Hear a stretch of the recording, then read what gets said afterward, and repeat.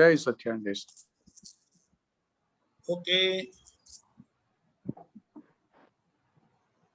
बोलो।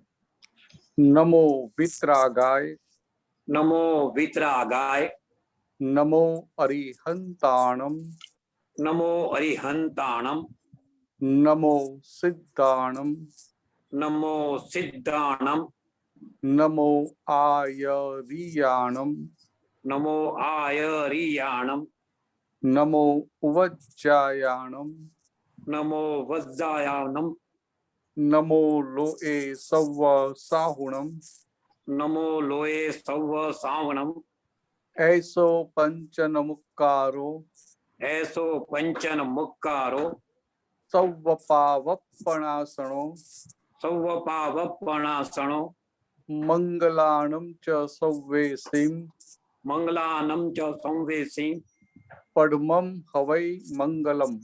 परमं हवै मंगलम। ओम नमो भगवते वासुदेवाय, ओम नमो भगवते वासुदेवाय, ओम नमः शिवाय। ओम नमः शिवाय। जय सच्चिदानंद, जय सच्चिदानंद, जय सच्चिदानंद, जय जय सच्चिदानंद। सच्चिदानंद, जय सच्चिदानंद। जय सच्चिदानंद। સત્સંગની શરૂઆત પરથી કરીએ છીએ। ભરતભાઈ શ્રી ગૌડાવશે અને વિભૂતિબેન નથી આજે એટલે સોલો ગાશે ભરતભાઈ।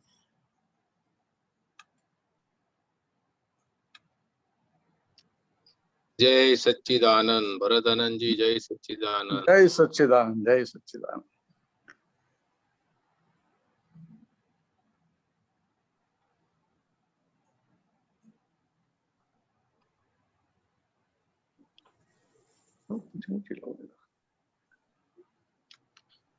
जय सच्चिदानंद। जय सच्चिदानंद। अवस्तुनि स्मृति नोंधे ज्ञान ऊपर डाग पड़े, वद घट रागे द्वेषे परमाणु पकड़े। अवस्तुनि स्मृति नोंधे ज्ञान ऊपर डाग पड़े, वद घट रागे द्वेषे परमाणु पकड़े।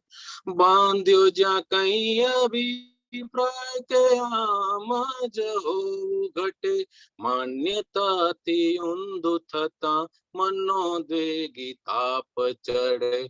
कोईनो ए खराब नोंध्यो जोता मोढुं बगड़े, अवस्था नोंधणी थी अटकण जकड़े। जाड़ी जीणी मनो गुचे, पोत मेड़े धूड़ चढ़े। हिसाबो छे कार्य करण पहलानी भूल फड़े। बाहर जे कई थाय ते असर नाम निकड़े, स्वभाव रसानुसारे भमरड़ा सौ हरे फरे। अवस्तुनि स्मृति नोंधे ज्ञान ऊपर डाग पड़े, वद घट रागे द्वेषे परमाणु पकड़े। द्रव्य क्षेत्र काल भाव भेड़ा थता कार्य बने, एक पण पुरावो खूट्यो त्यारे करता भान न टळे। पराया खेतर पेठो तेमा क्यांथी कळ वळे, खाधे शूळ पछड़ाटो डखा सामे दखल मळे। પોતાનું વાસણ માંજો લોકે તેનું સુધરે, પોતે ચોખ્ખો તેજ નિર્ભય ચિત્ત જેનું શુદ્ધ રે। લોક પર લોકે વૈભવ મિલે જેનો ભય ટળે, મોક્ષ દાતા મળે તેને રૂપાતીત લક્ષ્ય મળે। स्वरूपे वस्तुत्व लक्ष्य अवस्तुनि स्मृति घटे, निज तत्व दृष्टि लक्ष्य उपयोगे शुद्धि वधे। परमाणु पराया छे उदय कर्मे वधे घटे, संपूर्ण સત્ય કેવળ વર્તાવે આ સમાગમે. પોતે તરિયા તેઓ તારે અલૌકિક તપો બળે. મોક્ષ દુર્લભ નથી સુલભ છે દાદા મિલે. મોક્ષ દુર્લભ નથી સુલભ છે દાદા મિલે. મોક્ષ દુર્લભ નથી સુલભ છે દાદા મિલે. સુલભ છે દાદા મિલે.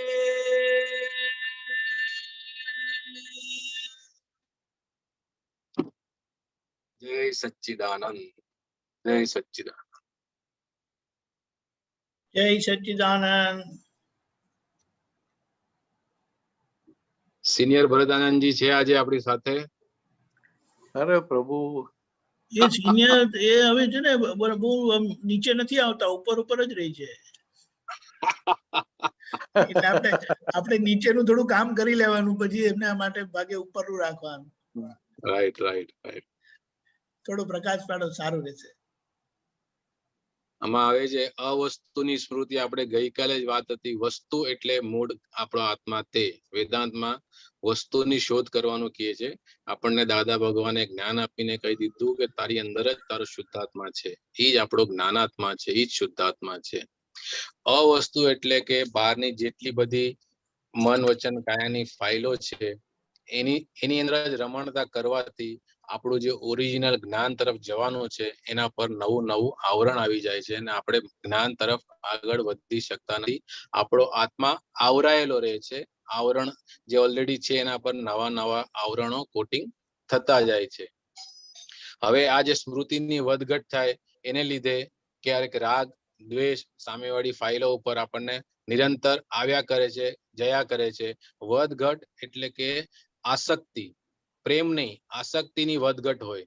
કોઈક પ્રત્યે ક્યારેક પ્રેમ ઉમળી આવે, ક્યારેક એ વ્યક્તિ કે એ સંજોગ આપણને બહુ વસમો લાગે, અને ત્યારે નવા પરમાણુ આપણે ચાર્જ કરી લઈએ છીએ એ અવસ્થાની અંદર કે આવું હોવું જોઈએ, આવું ન હોવું જોઈએ. એને લીધે આગળ આપણે બાંધ્યો જ્યાં કઈ અભિપ્રાય, કોઈ પણ સંયોગમાં કે કોઈ પણ વ્યક્તિ વિશે આપણે કોઈ અભિપ્રાય બાંધી લઈએ કે હવે આપણને આમ જ ફાવશે, આમ નહીં ફાવે, આવું જ હોવું જોઈએ, આવું ન હોવું જોઈએ.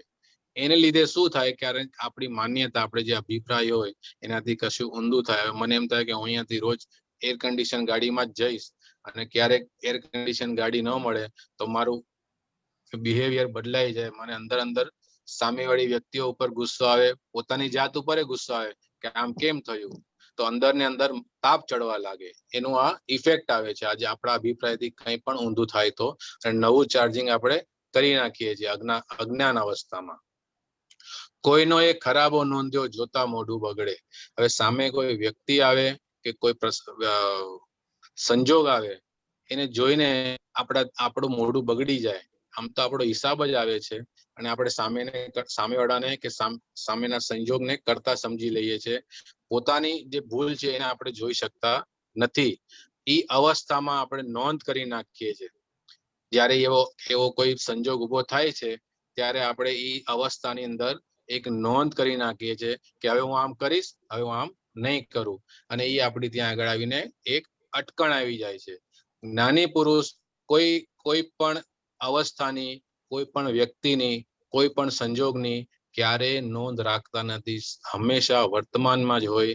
એક સેકન્ડ પાછળનું જે થઈ ગયું એ ભૂતકાળ, ગોન ફોર એવર. અને આપણે 25 વર્ષ, 50 વર્ષ, 60 વર્ષ જૂની વાતોનો તંત રાખીને આપણે જીવતા હોઈએ છીએ, અને આપણી બધી અટકણો આપણને હેરાન કરે છે. જાડી ઝીણી મનો ગૂંચે, પોત મેળે ધૂળ ચડે. હવે આપણે આટલી બધી ગૂંચો ઊભી કરીએ છીએ, પોતે પોતાની મેળે જ ઊભી કરીએ છીએ. આપણે કોઈ ઊભી કરવા આવતું નથી. બધા સંજોગો કે વ્યક્તિઓ જે બી ફાઇલો આપણી સામે આવે છે એ આપણા પૂર્વેના હિસાબને લઈને જ આવે છે, અને આપણને તે સંજોગમાંથી, એ હિસાબમાંથી મુક્ત કરાવવાને માટે આવે છે. પણ આપણે પોતે ગૂંચાઈ જઈએ છીએ. પોત મેળે ધૂળ ચડે એટલે પોતાની મેળે જ આપણે આપણા જ્ઞાન ઉપર, આપણા આત્મા ઉપર ધૂળ નાખીએ છીએ. અને પોત એટલે એકચ્યુઅલી એક સાડી હોય કે કોઈ કપડું હોય, એની એક ડિઝાઇન હોય છે. એ ડિઝાઇન અતિ સુંદર હોય. આપણી જે આ ડિઝાઇન છે એ આપણે ગત ભાવમાં ચાર્જ કરીને લઈ આવ્યા છે. હવે એના ઉપર આપણે પોતે જ બીજા નવા આક્ષેપો નાખી અને એના ઉપર ધૂળ નાખી રહ્યા છે, ઓર ગાઢું કરી રહ્યા છે આપણું અજ્ઞાન. હિસાબો છે કાર્ય કારણ, પહેલાની ભૂલ પડે. હવે જે બી આવી રહ્યું છે આપણા હિસાબોને લઈને જ આપણી સામે, પહેલા જે કાર્ય કર્યા હતા એના કારણ સ્વરૂપે જ આપણી સામે આવી રહ્યું છે. આગલા જન્મમાં જે બધી ભૂલો કરી હતી એનો જ આ દંડ આપણને આવી રહ્યો છે. તો હવે ચૂપચાપ ભોગવી લ્યો. બહાર જે કંઈ થાય તે અસર નામે નીકળે. હવે બહાર કોઈ પણ સંજોગ આવે, કંઈ પણ ઘટના ઘટે તો આપણને એની અસર અંદર થાય છે, બહાર નથી થતી. એ અસરને આપણે જોવી, અસરથી મુક્ત રહેવું, એ આપણો પુરુષાર્થ. સ્વ સ્વભાવ રસાનુસારે ભમરડા સૌ હરફરે. દાદા ભગવાન કહે છે કે આપણે સૌ ભમરડા સ્વરૂપે છે.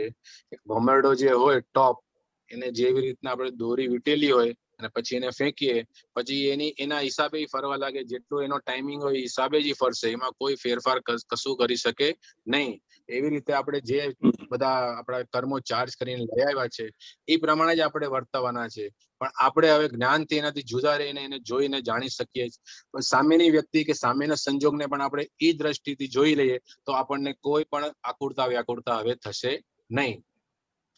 દ્રવ્ય ક્ષેત્ર કાળ ભાવ ભેગા થતા કાર્ય બને. કોઈ પણ કાર્યને પૂરું થવા માટે આ ચારે વસ્તુ એપ્રોપ્રિએટ હોય તો જ થાય, અન્યથા એ થતી નથી.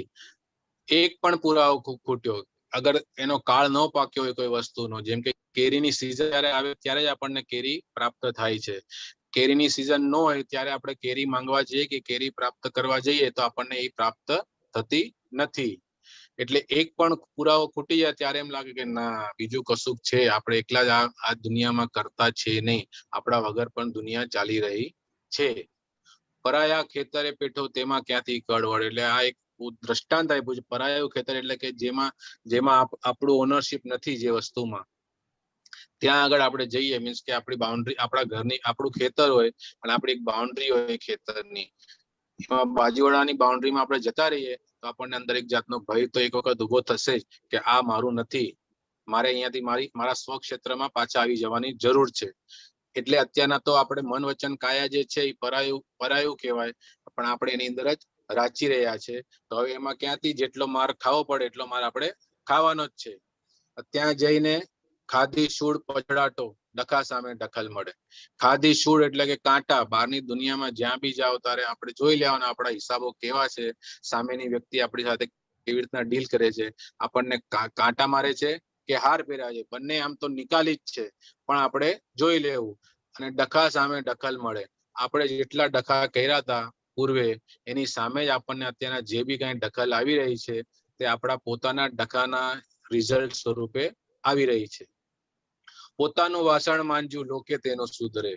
વાસણ એટલે આપણો પોતાનો જ મન વચન કાયાનો જે હિસાબ છે. દાદા ભગવાન કહે છે કે દરેકે પોતાની ફાઇલ નંબર 1 ને જ ચોખ્ખી કરવાની જરૂર છે, બીજા કોઈને કઈ ચોખ્ખા કરવાની જરૂર નથી.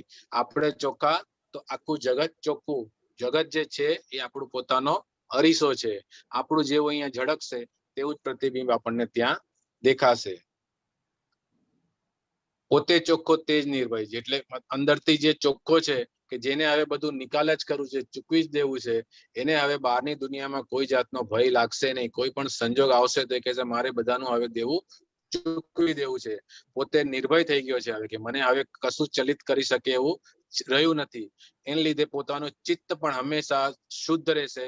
ક્યાંય ઈ આડાવડે ઠેકાણે હવે અટકશે નહીં, ભટકશે નહીં અને લટકાવશે પણ નહીં. હવે લોક પરલોકે વૈભવ મિલે જેનો ભય ટળે. હવે જેનો ભય ટળી ગયો કે આ હું શુદ્ધાત્મા છું, એની અંદર સતત રમણતા રહે છે, જેની એને બાય પ્રોડક્ટ ની અંદર જે બી એનું ચાલવાનું છે એ વૈભવ સ્વરૂપે આ લોકમાં અને પરલોકમાં એની મેળે એને હિસાબે જ મળી જવાનું છે. મોક્ષદાતા મળે તેને રૂપાતીત લક્ષ્ય મળે.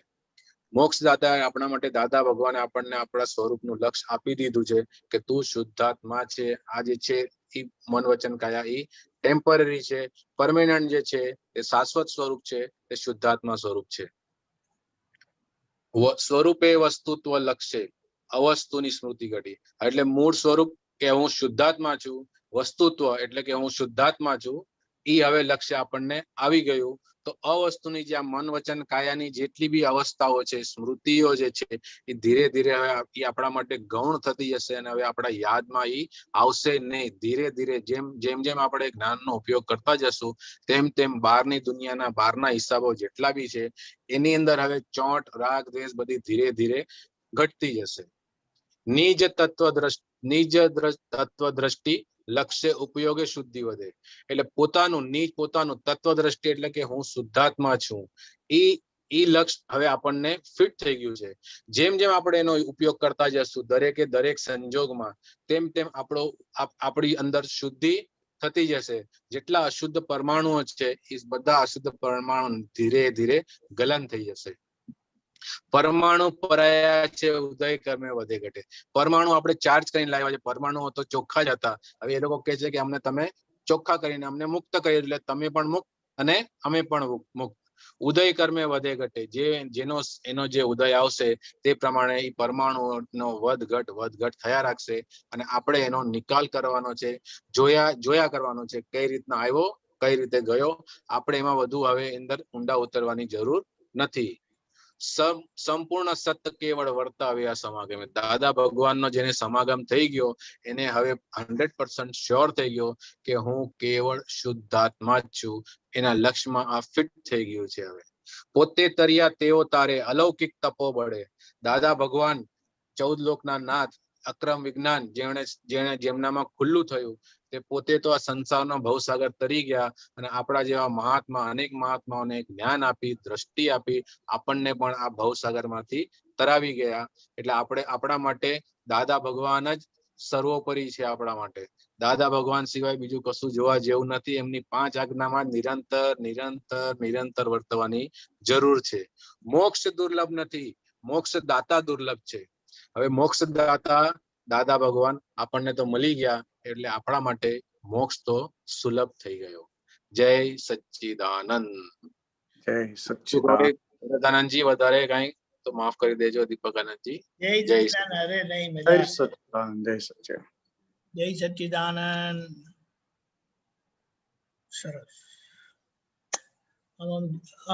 એટલે કે ને બેટરી ચાર્જ થઈ જાય. Very good. જય સચ્ચિદાનંદ. મારી બેટરી મારે ચાર્જ કર્યા રાખવી પડે છે. તમારે કરવાની જ. તો પછી સારી વસ્તુ છે ને. એબ્સોલ્યુટલી. બહુ સરસ. બધું અંદર ખજાનો પડ્યો છે તો પછી નીકળવો જોઈએ ને. ખજાનો દાદા ભગવાન. એ તો એમનો જ છે ને. આપણે દાદાએ ભગવાને ક્લેમ નથી કર્યો, પણ મેન શું છે કે જે બધા આઈ બિલીવ, તો મારી માન્યતા છે કે જે પેલા 2103 વાળા છે ને બધા, મને મજા આવે છે. દિલથી અંદરથી રહી છે. તો આપણે એમનો છે તો ઉપયોગ કરવાનો, ગયા પછી તો જે બાપા ફોટા લઈને એમ કરવાનું છે. અમારું સંઘવી ફેમિલી નું ફર્સ્ટ જનરેશન, મતલબ પપ્પાના એજ વાળા, એ બધા 2103 માં જે જ્ઞાન લીધેલા. હવે બોલો એટલે આપણે શું કહીએ, લાભી ગયા. Great thing. અને 2103 વાળા એટલે કંઈક તો જબરજસ્ત ઉપાદાન છે ને. પછી એ ઉપાદાનનો લાભ બધાને થવો જોઈએ. પહેલા તો પોતાને થવો જોઈએ. એ તો થાય, તમને તો થાય જ છે બધો. પણ આ તો શું થોડું આમ બહાર આવે ને અને આપણે જગ્યા કરી આપવાની. પછી કે આવો ને બધી ખુરશીઓ ભરાયેલી હોય ને કે ના આવો ને તમે, ખુરશી ભરાયેલી હોય તો પછી પેલા કે હું આવ્યો બસ, ગીવ મી 5 મિનિટ ને પછી જય સચ્ચિદાનંદ. જય સચ્ચિદાનંદ. બહુ સરસ. Very good. અમીબેન. જય સચ્ચિદાનંદ ભરતાનંદજી. જય સચ્ચિદાનંદ દીપકાનંદજી. જય સચ્ચિદાનંદ. હા બોલો. નિર્વિચારી પદ એનો અનુભવ કેવો હોય એવું સમજાવો. કે આ જે નિર્વિચારી પદ એક પદમાં પણ સાંભળ્યું હતું, અને નિર્વિચારી પદની દશા એટલે જે વિચાર આવે છે એને જોવા સ્વરૂપે રહ્યા એને નિર્વિચારી કહેવાય, કે પછી મનમાં વિચાર જ આવતા એવી દશા આવશે કે વિચાર જ નહીં આવે એને નિર્વિચારી પદ કીધું. બરાબર છે. એટલે શું છે કે આપણને જે અક્રમ વિજ્ઞાન પ્રાપ્ત થયું છે ને, એટલે મનમાં હજી માલ બધો ઘણો બધો પડેલો છે અને છતાં નિર્વિચાર પદ પ્રાપ્ત થયું છે. બરાબર.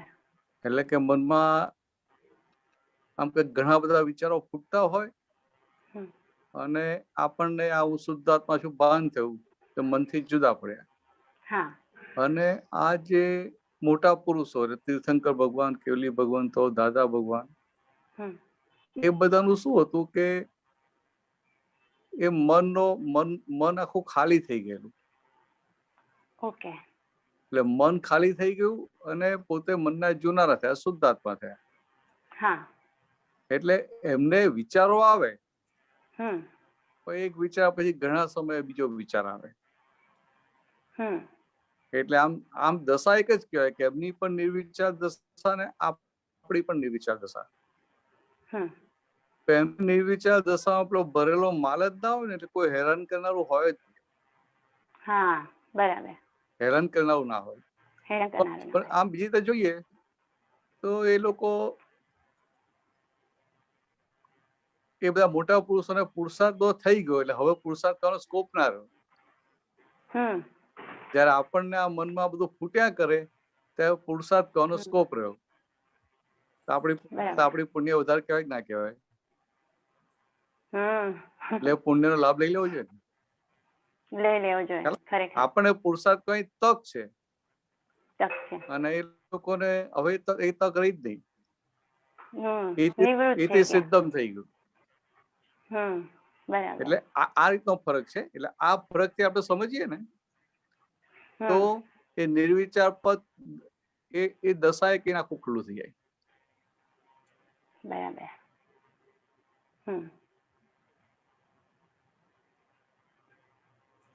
કે એના હું શુદ્ધાત્મા જ છું. હા. એ નિસંગતા ઉભી થઈ. હા. પણ એ શું છે કે જે આપણે ઇન્ટ્રીમ દશા છે ને, ટ્રાન્ઝિશન ગવર્મેન્ટ છે. હા. જ્યારે ભગવાન કેવા હોય તો ભગવાનની ફૂલ ગવર્મેન્ટ હોય. બરાબર. સંપૂર્ણ એમને બધું વર્ત્યા જ કરે. આ શુદ્ધાત્મામાં રહેવા એના માટે એમને કોઈ જાતનો પુરુષાર્થ કરવો પડે નહીં. એ દશા ભગવાનની હોય. બરાબર. એટલે એવી દશા હોય એટલે કે મનમાં કોઈ પણ પ્રકારની ગ્રંથિ રહી નહીં. નિર્ગ્રંથ એટલે ગ્રંથિ વગરના. એટલે આ બધી ગ્રંથિઓ કહેવાય. ક્રોધ, માન, માલ બધી ગ્રંથિ કહેવાય. તો કે એમનું મન ગ્રંથિ વગરનું થઈ ગયું. એટલે એમને નિર્ગ્રંથ કહેવાય. એટલે જેમ લાકડું હોય, દાદા ભગવાન દાખલો આપતા હતા કે લાકડું હોય અને લાકડામાં ઘણા લાકડા એવા હોય કે એમાં થોડા થોડા અંતરે બી ગાંઠ જેવું આવે. અને ઘણા લાકડા એવા હોય કે એમાં કેટલા બધા અંતરે ગાંઠ આવે. એટલે જેમાં અંતરે ગાંઠ આવે તો મિસ્ત્રીને, સુથારને પણ એ લાકડાને વેરવું હોય કે એને છોડવું હોય કે લીસું કરવું હોય તેને સહેલું પડે. પણ ગ્રંથિ ગાંઠો વધારે હોય ને તેને છોડવામાં તકલીફ પડે. એવું દાદા શું કહેતા કે આપણું જે મન છે ને આવું આવી જાય. દીપકાને જે મૂક્યું આ પેલું મુક્તિ સુખ એકનું આપત વિચારોના વાદળ વીટ્યા વરસે ગાંઠો મંજો દોષ. હું નિર્વિચારી છું બોલ્યો ત્યાં નિર્વિચાર પદે છે મોક્ષ. એટલે કે આપણે આ શુદ્ધાત્મા થયા એટલે નિર્વિચાર થયા. અને પેલા તો કે મને વિચાર આવ્યો, મને વિચાર આવ્યો, મને વિચાર, એટલે વિચાર કરનારા હતા. એટલે કે વિચારોના વાદળ તો વરસ્યા કરે. આપણે તો બહુ બધો માલ છે ને એટલે એક પછી વિચાર ફૂટ્યા કરે, ફૂટ્યા કરે, ફૂટ્યા કરે. અને એ વખતે આપણો પુરુષાર્થ કે આ મનમાં વિચાર ફૂટે છે હું શુદ્ધાત્મા. મનમાં વિચાર આવે છે હું નિર્વિચાર એવો શુદ્ધાત્મા. એટલે આવી રીતે એ નિર્વિચારપણું, એ નિર્વિચાર દશા ખુલ્લી થાય. બરાબર. એટલે જેમ આપણે હું શુદ્ધાત્મા છે ભાન થયું અને નિશંકપણે ભાન થયું એટલે હવે 100% શુદ્ધાત્મા થવાના જ. એવું આ નિર્વિચાર દશા આપણા માટે શરૂઆત થઈ ગઈ. શરૂઆત થઈ. ભગવાન માટે પૂર્ણાહુતિ થઈ ગઈ. અને આપણે પૂર્ણાહુતિ સુધી પહોંચવાનું છે. એટલે પહોંચાય કેવી રીતે? તો કે આ વિચારો ફૂટ્યા કરે એને વિચારોને જોયા કરો, જોયા કરીએ એટલે પછી નિર્વિચાર દશા ખુલ્લી થતી જાય. બરાબર, ખ્યાલ આવ્યો. એટલે આ મન જે છે ને, મનનું બહુ મોટું છે. મનનું એટલું મોટું સબ્જેક્ટ છે. એટલે દાદા ભગવાન એવું બોલ્યા હતા એક વાર કે આખી જિંદગી મનનું સામાયિક કરે ને તો એ ઓછું પડે. અચ્છા, બરાબર. મારું મન કેવું ગાંઠો વાળું છે કે આખી જિંદગી સામાયિક કરે તો ઓછું પડે. ઓછું પડે, બરાબર છે. દાદા એને પુરુષાર્થ કરવા માટે અંદર જે અંદર નિશ્ચય થાય ને એ રીતે વાત કરી છે કે આખી જિંદગી ખાલી એકલા મનનું સામાયિક કરે ને તો ઓછું પડે. મનને ઓળખવું એટલું બધું અઘરું છે. હવે આટલું બધું જેને જાણવું આટલું અઘરું છે એવા મનથી આપણે જુદા પડી ગયા. જુદા પડી ગયા એટલે મનને જાણવાની શરૂઆત થઈ ગઈ. સમજે? હવે જેટલું જે મનને જાણ્યા કરીએ એટલા આપણે નિર્વિચાર થતા જઈએ. એટલે આવી રીતે છે. સરસ. એટલે આ મનના એટલે મનના દાદા કે ને કે આ તો એક્ઝોસ્ટ જ થઈ રહ્યા છે, પણ એમાં જો તમે પોતે એમાં વિચરી ગયા તો જ વિચાર કહેવાય એને, બાકી એને વિચાર નથી કહેવાતો. શાસ્ત્રની પરિભાષામાં શું કહેવાય છે? મનમાં એ જે વિચારો એક પછી જે થોટ્સ સ્પ્રાઉટ થાય છે ને, વિચારો જે ફૂટે છે એટલે એકચ્યુઅલી એ ફૂટે છે ત્યારે વિચાર નથી. ફૂટે છે ત્યારે અધ્યવસાય છે. ઓકે. અને પછી એમાં અહંકાર વિચરે ત્યારે વિચાર બને. બરાબર. એટલે આ બધા પુરુષો કેવા હોય કે અધ્યવસાય સ્વરૂપે જ રહે. એટલે એને સમજવા દાખલો આપતા કે દિવાળીમાં પેલું દારૂખાનું ફોડે, એમાં પેલી કોઠી ફોડે છોકરાઓ, કોઠીમાંથી પેલું આમ હોય ને કે આ ચોખાની કોઠી કે આ ઘઉંની કોઠી, પેલા પીળા તણખા હોય, પેલા સફેદ તણખા હોય. પગે તણખા હજી નીચે પડે ને તો નીચે આવે ત્યાં સુધી તો ઓલવાઈ ગયા હોય. સમજાય? નીચે આવે ત્યાં સુધીમાં તો ઓલવાઈ ગયા હોય. એવું આ વિચારોને જુએ એટલે કે એમાં એ વિચાર એ અધ્યવસાન ફૂટે અને એ વખતે પોતે એ અહંકારમાં વિચરે નહીં, અહંકાર એની સાથે ના બેસી જાય તો શું થાય કે વિચાર આખો ખરી એ અધ્યવસાન ખરી પડે. અને ખરી પડે એટલે એટલો ભાગ નિર્જરા થઈ ગયો. પણ અજ્ઞાનતામાં શું છે તો વિચારો કહીને ગાંઠો પડે છે. દીપાન જે પદ મૂક્યું ને, વિચારો કહીને ગાંઠો પડે છે અને ગુજરીને ગાંઠો છૂટે છે. આ લાઈન બે ભરતભાઈ ગાય છે. વિચારો કરીને ગાંઠો પડે છે, વિચાર ગુજરીને ગાંઠો છૂટે છે. વિચારો કરીને ગાંઠો પડે છે. એટલે આ કેટલું સરસ કીધું. વિચારો કરીને ગાંઠો પડે છે. એટલે આજે નવી બધી ગાંઠો પડે, મનની ગાંઠો નવું જે બંધાય તો કે વિચાર કરીને, એટલે એ અજ્ઞાન દશાની વાત છે. સમજાય? એટલે કે જયારે હું અમીબેન છું એવી જ પાકી માન્યતા હતી, એ રોંગ બિલીફ હતી, ત્યારે શું એક એક વિચારમાં પછી આપણે તન્મય થઈ જઈએ. અને પછી અમારે કે આ સારો વિચાર ને ખોટો વિચાર, પછી કે આ મને આ વિચાર કેમ આવે છે, સારા વિચાર કરવા જોઈએ. પણ પછી હવે શુદ્ધાત્મા થયા એટલે વિચારે ગુજરીને એટલે એ નિકાલ થતો જાય, ડિસ્ચાર્જ થતો જાય. એટલે વિચારો બધા પાછલા ભરેલા, પાછલા જન્મેલા અત્યારે ગુજરે એટલે કે મરી જાય એટલે કે ખાલી થઈ જાય, નિર્જરા થઈ જાય. જેમ નિર્જરા થતા જાય એમ ગાંઠો નાની થતી જાય અને પછી આખી ગાંઠો પૂરી થઈ જાય. તો જ્યાં સુધી ગાંઠ પડેલી છે ત્યાં સુધી એને પાછી જેને સંજોગ ભેગા થાય એટલે ફૂટે. સમજાય? એટલે આપણે ઘણી વાર એવું લાગે કે હવે મારામાં તો હવે આ માનનો તો રહ્યું નથી, એમ આ લોભ જેવું તો રહ્યું નથી એવું લાગે ખરું. પાછું 6 મહિના વર્ષ કઈક એવો સંજોગ ભેગો થાય ને એ ગાંઠને પોષણ મળે એની સાથે પછી એ ફૂટે. બરાબર. એટલે અહીંયા જો પદમાં કહે છે કે ખેતરની વાડમાં થોડિયા કઈ ઉગે, વરસાદની ઝાપડે ગાંઠ ઘણી ફૂટે. એટલે પેલા ખેતરની વાડે થોરિયા રોપતા હતા તો ઉનાળામાં થોરિયા સુકાઈ જાય, એ કઈ પાંદડું હોય નહીં, ખાલી થળિયા દેખાય. એટલે આપણને લાગે કે સુકાઈ ગયો. પણ જેવું એક વરસાદનું ઝાપટું પડે ને તો એના પાંદા ફૂટે ને પેલા ફૂલો આવી જાય.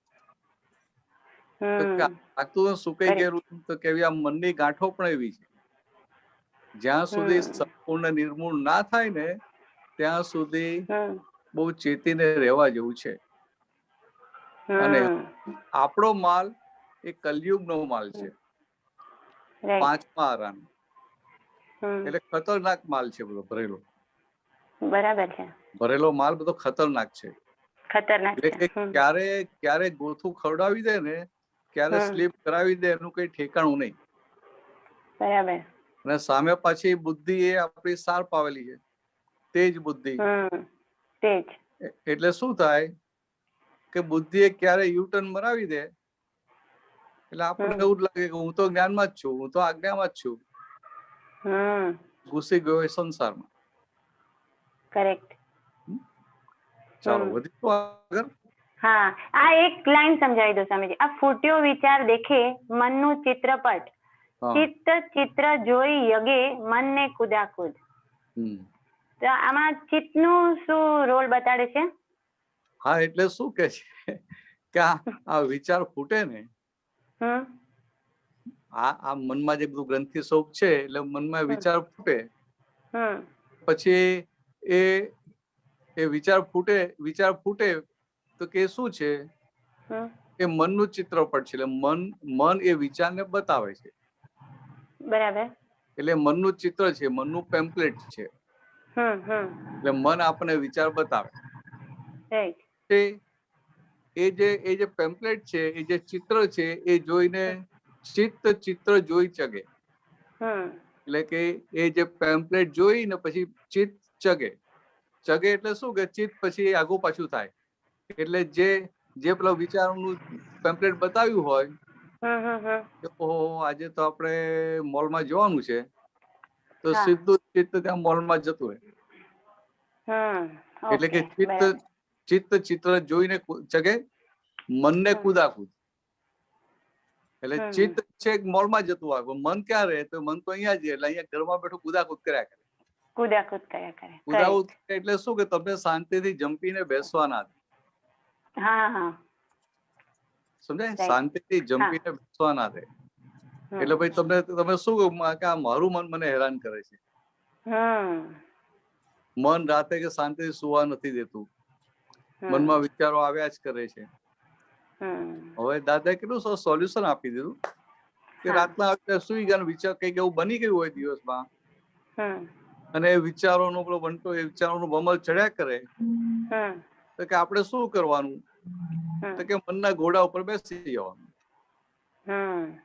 એટલે કે મનનો ઘોડો છે એ થાકી જાય ને પછી સુઈ જાય. અને ઘોડા આપણે દોડવા જઈએ તો આપણે થાકી જઈએ. એટલે પેલું આપણે ફ્રેશ રહીએ, મન થાકી જાય ને મન સુઈ જાય. બરાબર. ચાલો આગળ વધીએ. એટલે આપણે ખાલી એને જોતા જ એમ કે ભાઈ તારે અગર ઈ બહુ વંટોળે ચડી ગયો તો એનો કાળ આવશે એટલે ઈ આપઆપ થાકી જશે. એટલે આપણે એના પાછળ બહુ મહેનત કરવાની નહીં. કાળ આવશે બરાબર છે. મુખ્ય વસ્તુ શું છે કે વિચાર આવે ને, વિચારને આપણે જોનારા થયા ને એ મોટું છે. એ જ મોટું છે. વિચારને જોનારા એટલે કે એ મનથી છૂટા રહ્યા, વિચારથી છૂટા રહ્યા, એ અગત્યનું છે. એ જ અગત્યનું. હા સમજે. સરસ, ખૂબ સરસ. જય સચ્ચિદાનંદ. જય સચ્ચિદાનંદ દીપક. જય સચ્ચિદાનંદ. ડોક્ટર કશ્યપજી. અને જય સચ્ચિદાનંદ. ભરતાનંદજી જય સચ્ચિદાનંદ. જય સચ્ચિદાનંદજી જય સચ્ચિદાનંદ. આપત છે ભક્તિ કરતા કદીએ CD 03-03. આમાં ભક્તિ થોડું અર્થ સમજાવો. ભક્તિ કોનું ભક્તિ કહેવાય છે? એ તો આ શું છે કે આ કવિએ જે પદ લખ્યું છે કે ભક્તિ કરતા કદીએ હું થાકું નહીં, એટલે આ શું કહેવા માંગે છે કે આખું જગત કોને ભક્તિ કહે છે? તો કે આ ભગવાનની ભક્તિ કરી, ભગવાનની ભક્તિ કરી. તો કે એવું હું મારા મહિલા ભગવાનની ભક્તિ કરતા હું ક્યારેય થાકું નહીં, હું મારા મહિલા દાદા ભગવાનની ભક્તિ કરતા ક્યારેય થાકું નહીં, એવું કહેવા માંગે. તો ભક્તિના ડેફિનેશન શું છે? ભક્તિની ડેફિનેશન જો દાદા ભગવાન શું ભક્તિની ડેફિનેશન આપી? ભક્તિ એટલે કે ભગવાનની નજીક જવું. અત્યારે જે ભગવાનથી દૂર છીએ એને બદલે ભગવાનની તરફ, ભગવાનથી નજીક જવું, એને ભક્તિ કહેવાય. ખ્યાલ આવ્યો કશ્યપજી? હા, means to approach nearer and nearer to God. એટલે કે આ ભગવાનની નજીક જવું એને ભક્તિ કહેવાય. હવે એ પ્રેક્ટિકલ એપ્લિકેશન છે. આ જે વાત છે ને આખી, એક દાદા ભગવાને એપ્લાઇડ સાયન્સ આપ્યું છે. એપ્લાઇડ સાયન્સ એટલે શું કે છે કે એક બે તમે કહો કે હું તો આ ભક્તિ કરું છું, આમ કરું છું, તેમ કરું છું, આટલું બધું આ કરું છું, 5 આજ્ઞામાં રહું છું, તો વાત બરાબર છે. પણ ભક્તિ કોને કહી? કે ભગવાનની નજીક ગયા તેને ભક્તિ કહી. હવે તમારી સાથે કોઈ ઘરમાં રહેતું હોય, તો ભાઈ હોય કે મધર હોય કે ફાધર હોય, તો તમે જોડે રહેતા હો તો પછી તમને એમની બધી ભૂલો દેખાય કે ના દેખાય? બરાબર છે. હવે આપણને કોઈની ભૂલો દેખાય કરે તો પછી એ વ્યક્તિ સાથે આપણે ક્લોઝમાં આવીએ કે ડિસ્ટન્સ પડી જાય? ડિસ્ટન્સ પડી જાય, એટલે કે અંતર વધી જાય. સમજાય? અંતર વધી ગયું એટલે શું કે એ જે પણ વ્યક્તિ છે, એ જે પણ ફાઇલ છે એની અંદર શુદ્ધાત્મા ભગવાન ખરા કે નહીં? હાજી ખરા. તો અંતર વધ્યું એટલે કે આપણે શુદ્ધાત્મા ભગવાનથી દૂર ગયા. એટલે બહાર ક્રિયામાં ગમે એટલી ભક્તિ દેખાતી હોય તો ભગવાન એને ભક્તિ તરીકે સ્વીકારે નહીં. ખ્યાલ? એટલે આ પ્રેક્ટિકલ એપ્લિકેશન. તો ભક્તિ એટલે to approach nearer and nearer to God. તો ભગવાનની નજીક ક્યારે જવાય? સામી વ્યક્તિનામાં શુદ્ધાત્મા ક્યારે દેખાય? એની ભૂલો ના દેખાય ત્યારે. બરોબર છે. એની ભૂલો દેખાય તો શુદ્ધાત્મા દેખાય નહીં, શુદ્ધાત્મા દેખાય નહીં તો ભગવાન નજીક જતા જ નથી. આવું ગજબનું આપણને દાદાએ આપી દીધું. કશ્યપજી હો ગયા ક્લિયર? થોડો ઓર भी છે, વધારે છે. હા, પૂછી લો. બોલો બોલો, પૂછી લો. સેકન્ડ લાઈન માં છે, મુક્તિ ભજતા કશુએ હું યાચું નહીં, એવી ભરતી દ્યો. ભરતી ના શું અર્થ છે? ભરતી. હા, ભરતી એટલે ટાઈડ. हाँ, टाइड. समुद्र में जो भरती ओट आती है ना, टाइड एंड एब. तो શું કહે છે કે મુક્તિ ભજતા કશુએ હું યાચું નહીં. तो मैं मेरी मुक्ति की भजना कर रहा हूँ, तो मैं ये विनाशी कोई चीज की इच्छा न रखूं, भीख न मांगू. हाँ, ऐसा बता. ऐसी भर्ती दो मतलब क्या उसका? એટલે ये जो है, ये जो मेरी भावना है कि मेरा जो ये निश्चय है, वो निश्चय जैसे दरिया में बहती आती है तो पानी कितने किनारे तक आगे तक आ जाता है ना जी, ऐसे मेरी भावना क्या बोलते हैं, प्रबल हो. अच्छा. इसमें कभी भी एब नहीं आए, मुझे भावना कम हो जाए ऐसा न हो. समुद्र में जो बहती ओट आती है, तो जब ओट आती है तो पानी बहुत दूर तक चला जाता है, और बहती है तो दूर तक जमीन में बहुत दूर आगे तक आ जाता है. तो ये क्या बता रहे हैं कि ऐसा बहती ओट नहीं है, बहती ही रहेगा है. समझ गए? આગળના ફોર્થ પેરાગ્રાફમાં છે, કર્મ કૌશલ્ય ઉદ્યમ પૂર્ણ વાત્સલ્ય में યોગે સહયોગ દ્યો, घर जीत सुख અને શાંતિ હો પ્રીતિમય. આમાં યોગે સહયોગ દ્યો અને ઘર જીત ના અર્થ સમજાવો. योगे सहयोग दियो. अरे भाई, योगे मीन्स ये जो मन वचन का योग हुआ कि नहीं हुआ? हाँ, उसमें सहयोग दो, ऐसा बोलो। आप शुद्धात्मा है मगर मन वचन का योग रहा कि नहीं रहा? हाँ, अभी मन वचन का जो योग रहा है वो कैसा योग है? आपका पीछे बनाया हुआ योग है, आज का योग नहीं है। आज तो रिजल्ट में आ रहा है। तो अभी हम क्या प्रार्थना करते हैं कि अभी ये पीछे का बनाया हुआ योग आता है, मगर अभी योग में मुझे सहयोग देना कि मैं शुद्धात्मा में रह पाऊं, मैं 5 आज्ञा में रह पाऊं। અને ઘર જીત, ઘર જીત, નેક્સ્ટ લાઈન, ઘર જીત સુખ, ઘર જીતના શું અક્ષર છે? हाँ, घर जीत सुख शांति हो प्रीति में। हाँ, घर जीत એટલે ये क्या है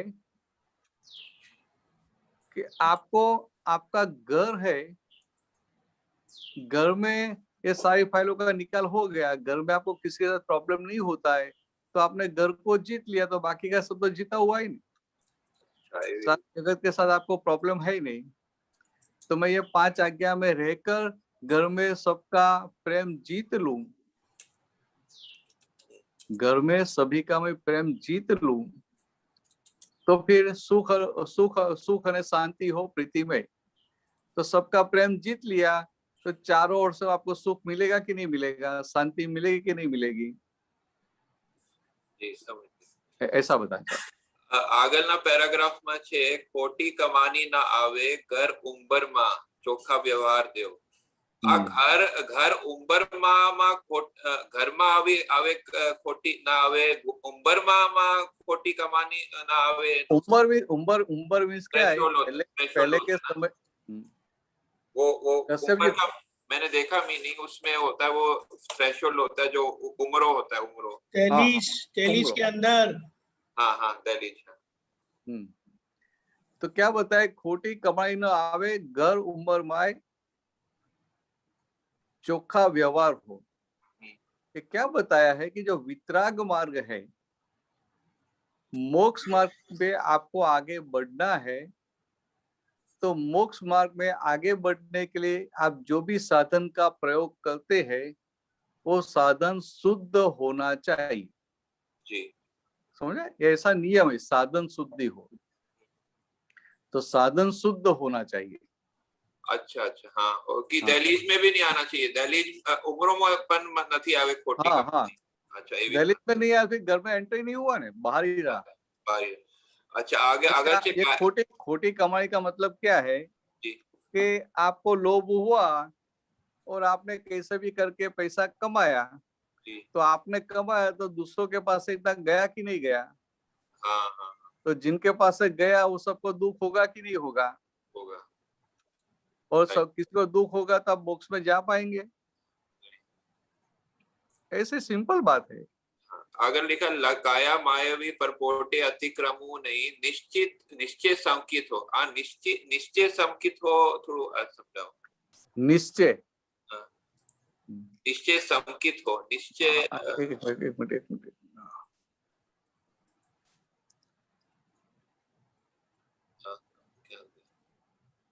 कहाँ है? उधर ही उसी का है, वो जहाँ पहले थे। हाँ, ये हाँ, निश्चय संकित हो। નિશ્ચિત સંકિત हो। हाँ, નિશ્ચય સંકિત એટલે શું કહેવા માંગે છે? निश्चय मीन्स निश्चय से संकित हो। अच्छा, कि निश्चय से आत्मा થી अलग રહેવા માટે એવું કહેવા માંગે છે? निश्चय means with firm decision. With firm decision आत्मा में रहवा मैं विथ फर्म डिसीजन मुझे संकित रहो। अच्छा, और दूसरा मीनिंग ऐसा होता है कि मुझे निश्चय संकित रहो। संकित એટલે આત્મામાં રહેવા। संकित मीन्स आपकी जो विजन है वो सीधी है, स्ट्रेट है, उनको बोलते हैं सम्यक दृष्टि। संकित तो जिनकी दृष्टि सम्यक होती है, जिनकी संकित दृष्टि होती है, उनको कोई आदमी कितनी भी गलती करेगा वो गलती को देखेगा नहीं। अच्छा। उनकी दृष्टि उनके भीतर शुद्धात्मा की ओर होगी। और ये संकित का उल्टा शब्द है मिथ्या, मिथ्या दृष्टि, सम्यक दृष्टि और मिथ्या दृष्टि। तो मिथ्या दृष्टि वाला का क्या है कि वो कोई कुछ भी करे उनको सबकी गलती दिखाई देगी, तो मिथ्या दृष्टि हुई। और सम्यक दृष्टि में कोई कुछ भी करे, उनको नुकसान करे, मारे काटे, पैसे खा के कुछ भी किया, फिर भी उनको किसी की भी गलती नहीं दिखाई देगी और उनका सारा फोकस अपने खुद के ऊपर होगा।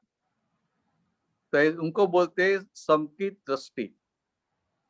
और निश्चय संकित का मतलब क्या है कि ये जो आपको भान हुआ मैं शुद्धात्मा हूं, वो निश्चय संकित हुआ। છેલ્લું પૂછું છું, એક પેરેગ્રાફ છોડીને લખ્યા છે, છુપા દેશ જ ગુટાય છે, ભૂલથી ભીતર બુદ્ધિ સમ્યક દેવો વાકી ફાઇલ જ મહાપુકારી છે, દૃષ્ટિ નિર્દોષ। આ છુપા દ્વેષ જ ગુટાય છે, આ થોડું अर्थ समझाओ। છુપा द्वेष જ गुटाय છે। हाँ, तो ये क्या होता है कि आपके भीतर ये जो द्वेष पड़ा है, अभी तो आप शुद्धात्मा हो गए, मीन्स ये कश्यप जी का जो भरा हुआ माल पड़ा है, तो वो माल कभी कभी अंतःकरण के लेवल पे ही फूटेगा, बाहर नहीं आएगा। तो द्वेष गुटाए छे ना, શું અર્થ છે? ગુટવા मतलब गुटाए मतलब घोलना, मिक्सचर। गुटाई का मतलब क्या है? वो बार बार होता है ना, उनको बोलते हैं गुटाई। अच्छा, बार बार हुए। एक खल और दस्ता लेके जो किसी कोई ऐसा उनको पाउडर बनाना है, तो वो दस्ते को ऐसा घुमाते हैं ना, तो घुमाते हैं तो जो टैबलेट है जो उनका एकदम घुटाई और पाउडर हो जाता है। अच्छा, जितना ज्यादा घुटा इतना वो ज्यादा पाउडर जैसा हो जाता है, ज्यादा सूक्ष्म हो जाता है। तो कहना क्या मानते कि मतलब इतना अंदर अंदर नहीं, इतना ही बोलते हैं कि छुपा द्वेषा जो घुटाई छे, बोलती भीतर मीन्स ये छुपा ऐसा छुपा खानगी ऐसा जो द्वेष अभी भीतर पड़ा है अंतःकरण लेवल पे, तो क्या है कि वो घुटाता रहता है, वो दस्ता चलता ही रहता है, और फिर क्या होगा, फिर आगे वो बाहर तो आएगा ना। अच्छा, घुटाता रहता है मतलब वो अंदर तक वो जो है उसका अंदर तक चले जाता है, ऐसा बोलना चाह रहे हैं ना? नहीं, ऐसा नहीं। हाँ, घुटाता रहता है मीन्स क्या है, अरे आप डॉक्टर है ना, ये फार्मास्यूटिकल कंपनी है, तो उसमें टैबलेट बनाते हैं, टैबलेट में उनको पाउडर फॉर्म में ज्यादा रिफाइन करने का उनका मैस बहुत ज्यादा लेना है, मानो 200 मैस लेना है और 100 मैस लेना है, तो 100 मैस में क्या है वो बॉल मिल में थोड़ा घुमाएंगे और चलेगा, तो वो ज्यादा नहीं घूमते हैं। और 300 मैस करना है तो 1-2 घंटा ज्यादा चलाएंगे, तो ज्यादा घुटाता है और ज्यादा रिफाइन फाइन पाउडर हो जाता है, फाइन हो जाता है। ऐसा भीतर वो द्वेष भी घुटाता है, उसकी ताकत बढ़ जाती है, ऐसा। हाँ, उनकी ताकत बढ़ जाती है। ठीक है, समझ गए, धन्यवाद। जय सच्चिदानंद। जय सच्चिदानंद। जय सच्चिदानंद।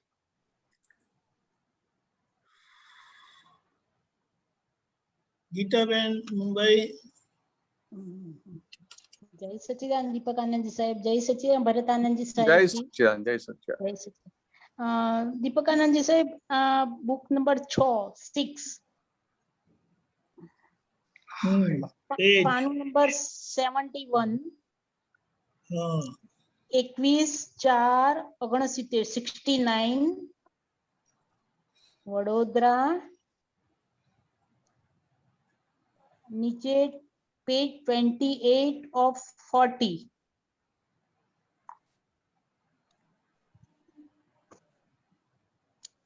Binding number 4।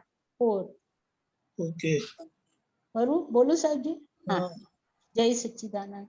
जय सच्चिदानंद भरत आनंद जी साहेब। जय सच्चिदानंद। दादा भगवान के છે કે ચિત્ત તો ખુદા બક્ષ છે, વગર પૈસે મુસાફરી ગમે ત્યાંથી ગમે ત્યાં કરી નાખે છે। ઘડીકમાં મુંબઈ જાય, ઘડીકમાં કલકત્તા જાય, જો એને ટિકિટના પૈસા આપણી પાસે લેવાના હોય તો તે ક્યાંય ના જાય, પણ ખુદા બક્ષ છે, એટલે વગર ભાડે ગમે ત્યાં ગમે તેમનું દોડે છે। અને મન તો જાત જાતના સ્વભાવ વાળું છે. ઘડીકમાં જુઠ્ઠું બોલીને કોઈના 5 લઈ લે, વળી બહાર નીકળે તો કોઈને 2 આપી દે. મનના સ્વભાવનું કોઈ વર્ણન કરી શકે એમ નથી. મનનો એવો સ્વભાવ છે કે જેની ઉપર નિરંતર આપણે ફૂલો વેરતા હોઈએ તેના તરફ પણ ક્યારેક અભાવ ઉત્પન્ન કરી દે એવું મન છે. એનો સ્વભાવ જ વિચિત્ર. એનાથી ચમકવાનું નથી. મન ક્યારે છેતરી જાય એ ખબર પડવા દેતું નથી, એવું ચંચળ છે. મને પણ ઘણી વખત છેતરી ગયું છે, પણ પછી મન સમજી ગયું કે આ ઘરમાં તો આપણું ચાલે એમ નથી. આ ઘર તો બધું ડિસમેન્ટલ કરવા માંડ્યું છે. એટલે મન શું કરે છે એને જોજો અને ચેતતા રહેજો. મેં બધા જ મનના પર્યાયો જોઈ લીધા છે સાહેબ. આમાં દાદા ભગવાન આખું ચિત્ત અને મન વિશે કહ્યું છે સાહેબ. હા, બરાબર. આમાં કોને કે મન ક્યારે આપણને છેતરી જાય એ ખબર પડવા દેતું નથી, એવું ચંચળ છે.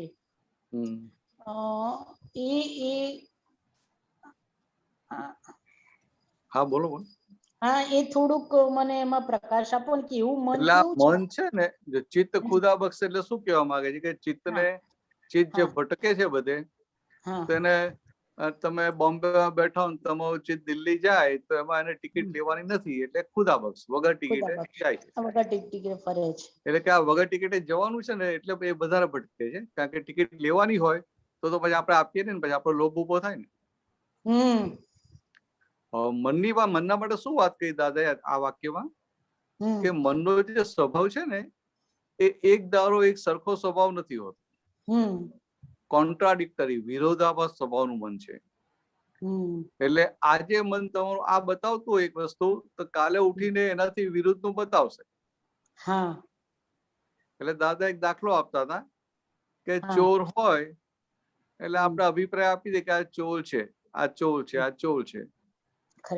પણ એ કોઈનું ખિસ્સું કાપે ને એને 5,000 રૂપિયા મળ્યા અને પછી ઘરે ગયો હોય ને એની બહેન આવી હોય તો પાછી 2,000 રૂપિયા આપી દે. તો એ ચોર છે કે દાનેશ્વર છે? દાનેશ્વરી છે ને. ચોરી પણ કરે છે ને પાછો દાન પણ આપી દે છે. હા, એટલે કે આ મનનો સ્વભાવ વિરોધાભાસ છે. એટલે અમુક સમયમાં અમુક જાતનો સ્વભાવ ફૂટે ને અમુક સમયમાં બીજો ફૂટે.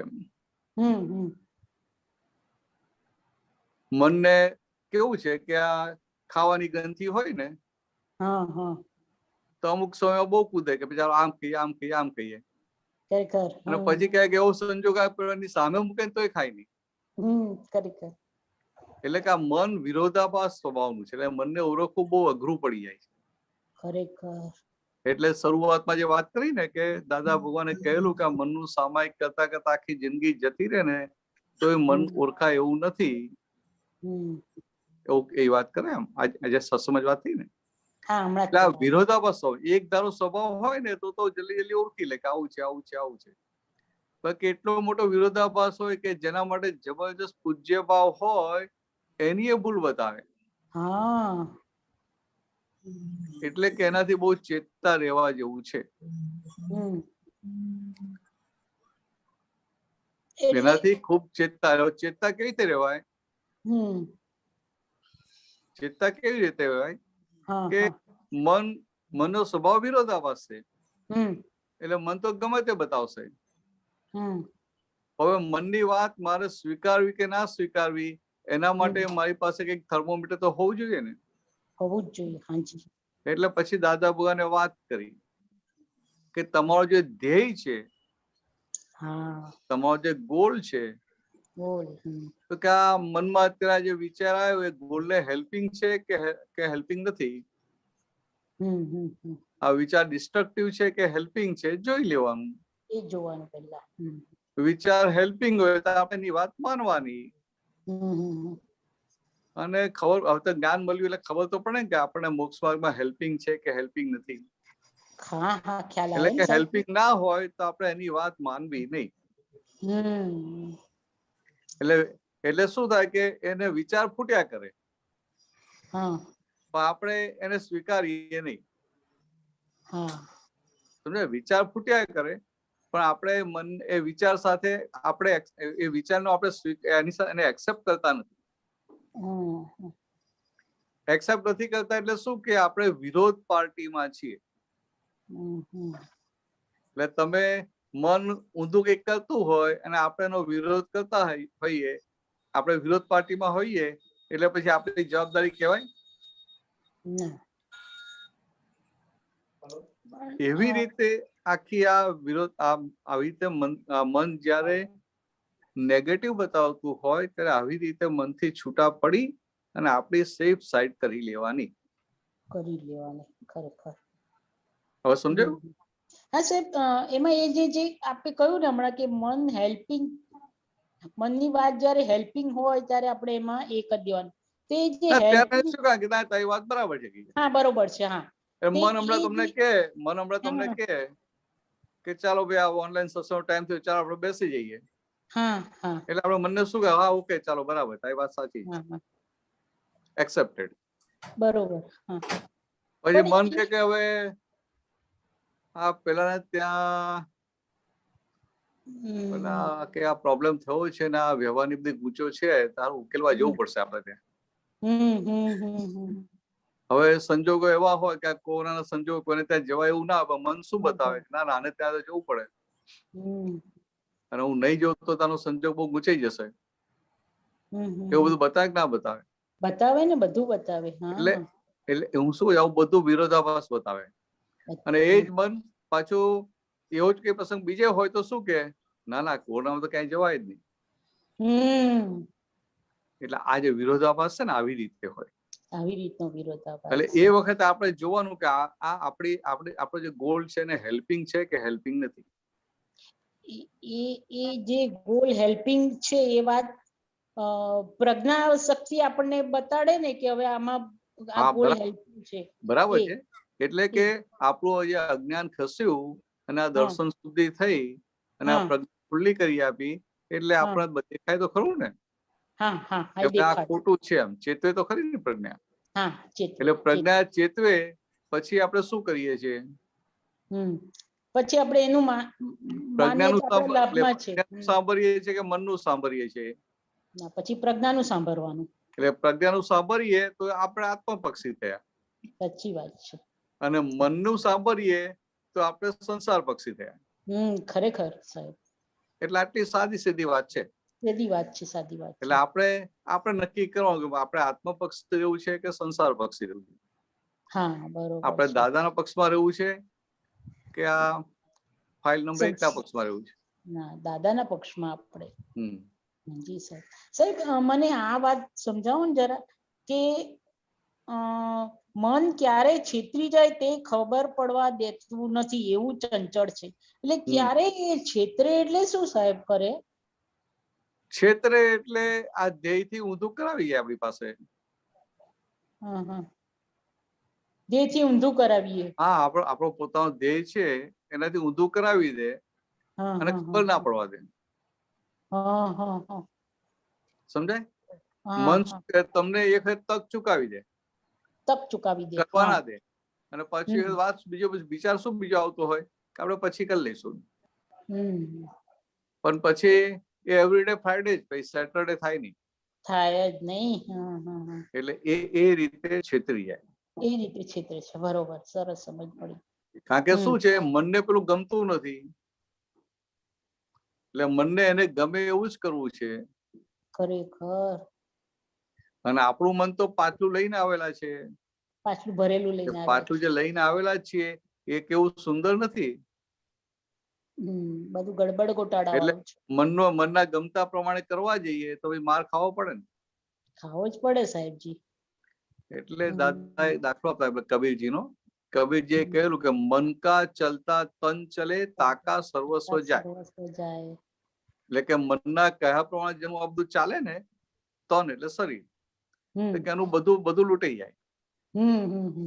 એટલે કે મનના કયા એટલે જે મોટા માણસો કેવા હોય કે મનના કયા પ્રમાણે ના ચાલે, એ પોતાના ધ્યેયથી ચાલે.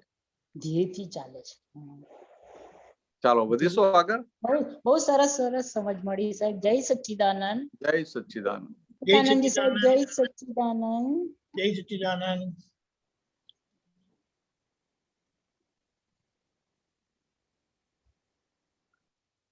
નીરુબેન એલે બોલો.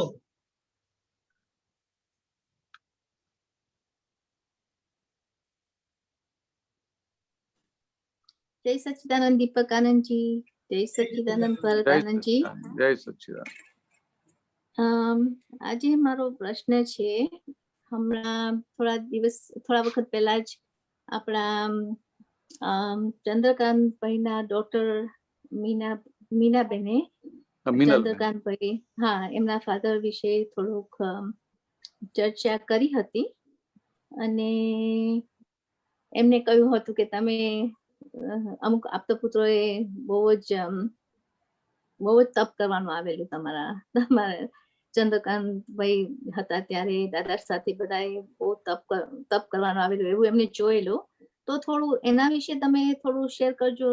ચંદ્રકાંતભાઈ સાથેનો તમારો શું વ્યવહાર હતો, દાદા સાથે શું વ્યવહાર હતો એ થોડું કરજો. અને પછી મારે ચંદ્રકાંતભાઈનો નિશ્ચય પત્રનો જે 5મો જે પત્ર છે ને એના ઉપર થોડું ક્વેશ્ચન પૂછવો છે દીપક આનંદજી. Okay fine. ભરતજી ના વાંધો. એટલે મિનલબેન એવું કહેલું કે બહુ તપ કરવાનો આવેલો આપતો પોતાનો સંજોગ. એટલે એમને એમ કીધું હતું કે એમને એ તો બોર્ડિંગ સ્કૂલમાં હતા આબુમાં, પણ એમને એવું કીધું કે એમના જોવા પ્રમાણમાં એમને એવું અનુભવ્યું હતું કે આપતો પુત્રોએ તો બધાએ બહુ જ તપ કરેલું એમ કે. તો થોડું અમારા સાથે થોડું શેર કરો ને, કારણ કે એ ચંદ્રકાંતભાઈની વાત તો બહુ ખબર નથી. ના એટલે શું વાત હતી કે આ બધી વાત છે 83 પહેલા,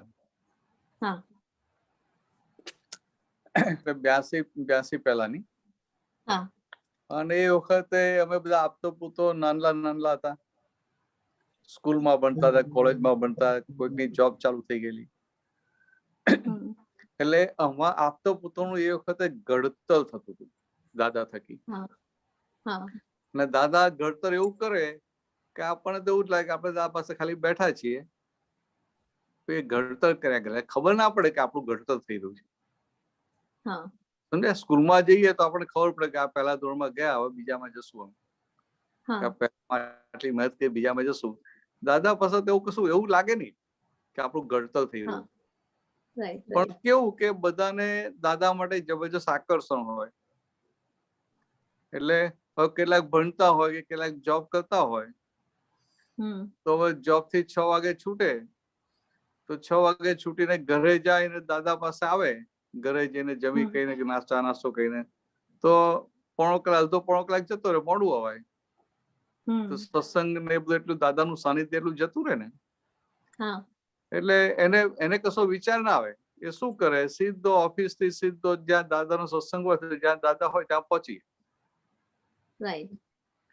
એટલે દાખલ દાદા ચંદ્રકાંતભાઈ ત્યાં હોય, ચંદ્રકાંતભાઈ અલકાપુરી કુંજ સોસાયટીમાં હતા, એટલે કે ત્યાં હોય તો પેલો ઓફિસ ત્યાં પહોંચી જાય આપતો. પછી એને ખબર હોય કે 15 મિનિટમાં દાદા નીકળવાના છે, તો એને શું થાય, 15 મિનિટ મળે છે ને, તો ચાલો પેલા ત્યાં પહોંચી. પછી દાદા ત્યાં જાય બાબુભાઈના હોલમાં સત્સંગ માટે, એટલે સાયકલ પર ધમ પાછળ ત્યાંની ગાડી પહોંચે એની હાથે એ પહોંચી જાય. પછી સત્સંગ ચાલતો હોય. હવે એ જમાનામાં સત્સંગ પછી આપણે અત્યારે જે પ્રસાદ હોય ને એવી સિસ્ટમ હતી નહીં, આખું બંધારણ થતું હતું આપણું. એટલે કોઈક વાર કોઈનો જન્મદિવસ કે મોટા કોઈનો જ્ઞાનનો દિવસ હોય ને, જન્મદિવસ કશું હોય નહીં એમ, પણ જ્ઞાનનો દિવસ હોય તો સામે પેલી એક દુલીરામની દુકાન હતી, ત્યાં દુલીરામના પેંડા મળતા હતા. તે બીજા 250 ગ્રામ 500 ગ્રામ પેંડા લઈ આવે, ત્યાં બધા મહાત્મા બેઠા હોય, તને અડધો કે પાપા આપી દે.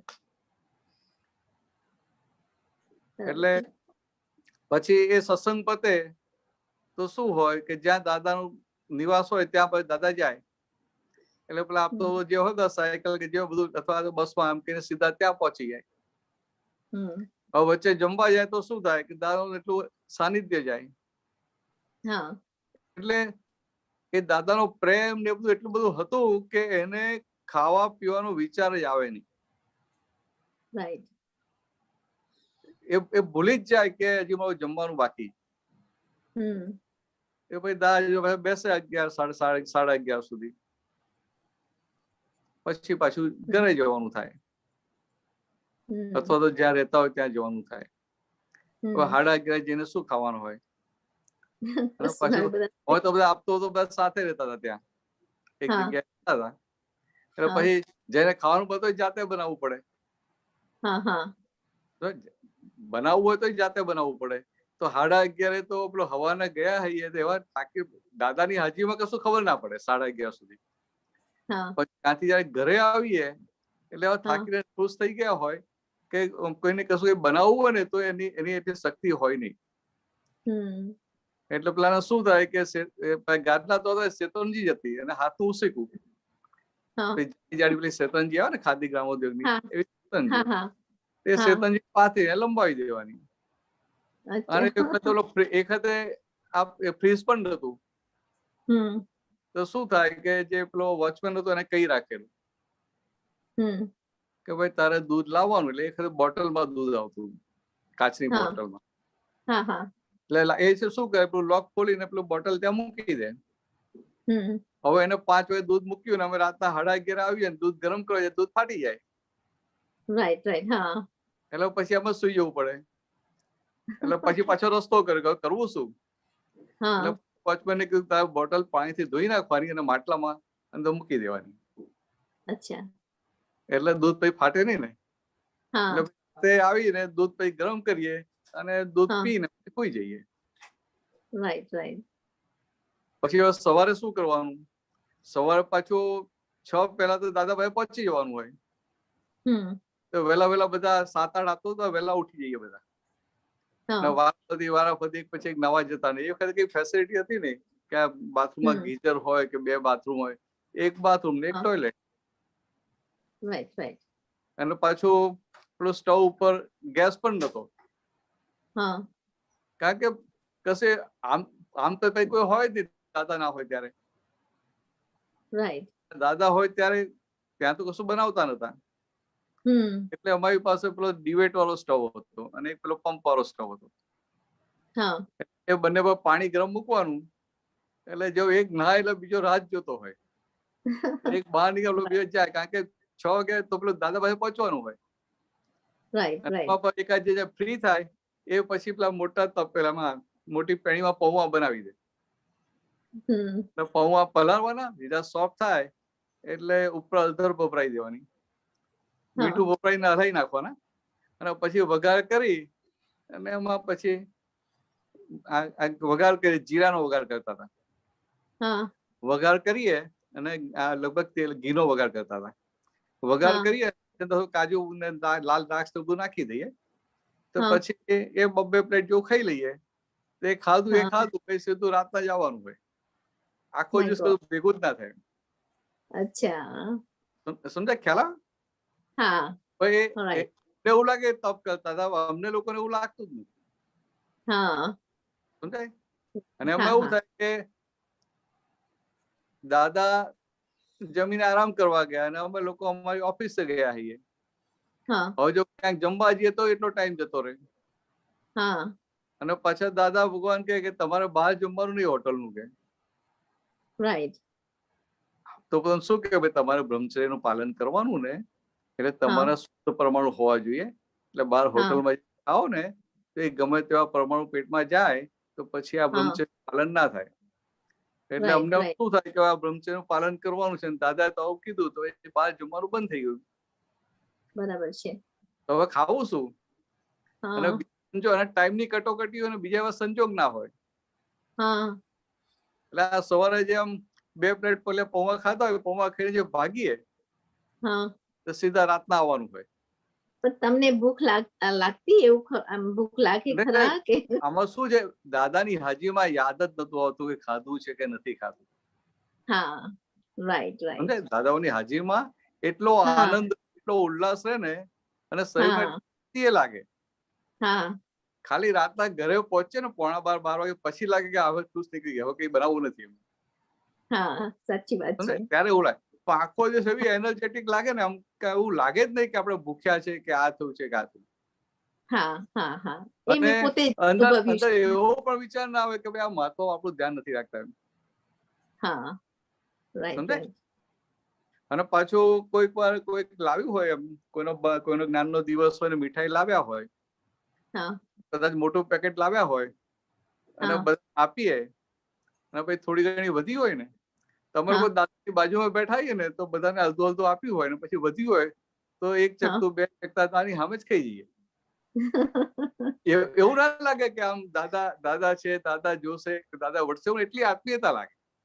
હા રાઈટ રાઈટ. અને દાદા પણ કેવા હતા, હા દાદા ભગવાન બધું જ ખબર હતી, આ હા બધું જ જાણતા હતા, એમને ક્યાંય જરાય દખલ નથી કરી.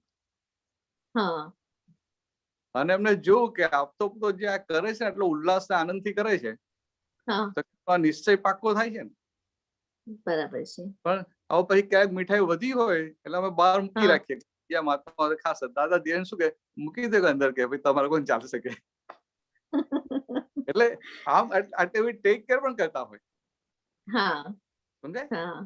હા એટલે ધ્યાન પણ ખૂબ રાખતા હોય અને સામે અંદર એ જે સાતા સિલ્યા ના થઈ જાય ને એના માટે એવી તમ કેળવણી આપેલી, તમને ખાવાનું મળ્યું કે ના મળ્યું, પાણી મળ્યું કે ના મળ્યું, પણ તમે આખો દિવસ એ દાદા દાદા દાદા રહ્યા કરે, બીજું કશું વિચાર ના આવે.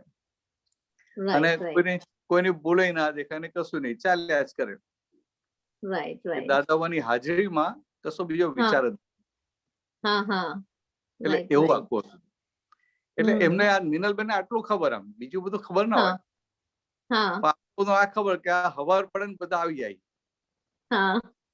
દાદા સાડા છે, દાદા દરવાજો ખુલે ને એ પેલા તો બધા જ આપતો બધું આવી ગયા હોય. એટલે એમને વિચાર આવે ને કે 6:30 પેલા છે કે અમે ત્યાં રહેતા હતા નવજીવન, અને અહીંયા રે એટલે બેની વચ્ચે અમે સાયકલ પર આવીએ ને તો 1.25 કલાક લાગે, અને બસમાં આવીએ તો 2 બસ બદલીને આવવું પડે, તો એમાં 1.25 કલાક જેવું થઈ જાય. અચ્છા. એટલે આમ હતું, આમ 10-12 કલાક જેવું, 10-12 કિલોમીટર જેવું થઈ જાય. એક બરોડાનો એક છે તો બીજો છેડો, એવું હતું. ત્યારે તો વધારે ટાઈમ લાગ્યો, ટ્રાફિક બહુ વધી ગયો ને.